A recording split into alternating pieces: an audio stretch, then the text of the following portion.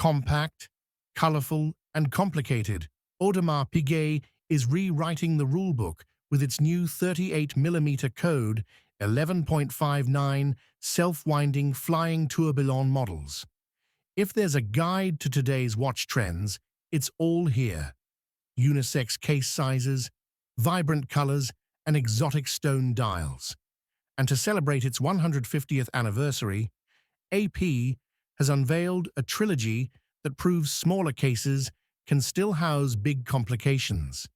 Inside the lean 38mm, 9.6mm thick code, 11.59 case beats, AP's ultra-thin caliber 2968, also known as RD number 3, a flying tourbillon movement just 3.4mm thick with a 50-hour power reserve.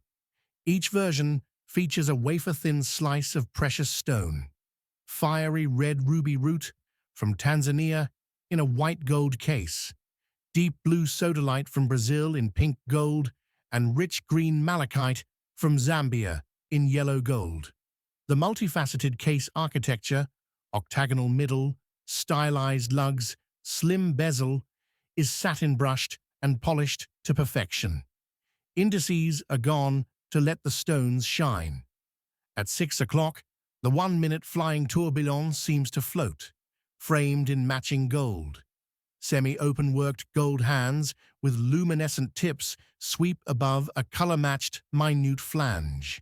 Flip the watch over, and the sapphire back reveals open-worked bridges, the 22-carat gold rotor, and AP's signature traits, tie-raise finishing.